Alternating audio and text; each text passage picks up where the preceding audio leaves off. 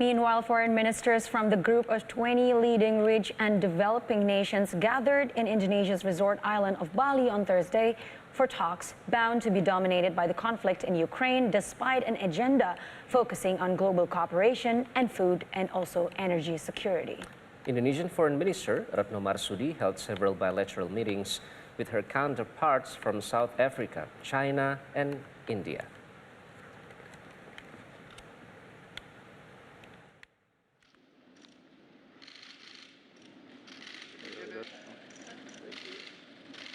Ahead of the G20 talks. As this year's president of the G20, Indonesia has been forced into playing a more constructive role on the world stage rather than acting just as an event organizer.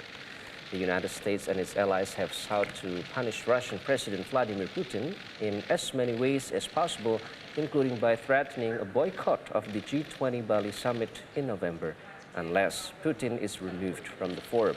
Indonesia, however, has sought to remain neutral in dealing with Russia's invasion of Ukraine, and President Joko Widodo has been guarded in his comments.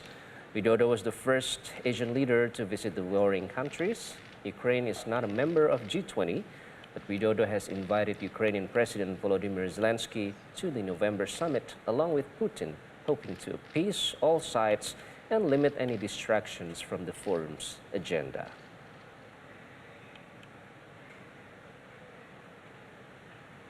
The UK's Foreign Minister Liz Truss met her Indonesian counterpart in Bali on Thursday.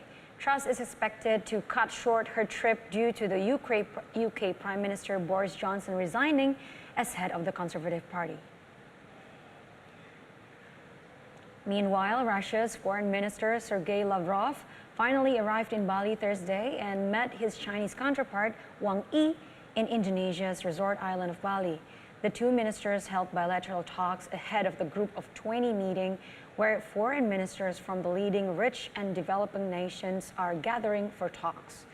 Underscoring the backdrop of tensions hanging over the meeting, Wang and Lavrov stopped in various Asian capitals on their way to Bali, drumming up support and fortifying their ties in the region ahead of the talks.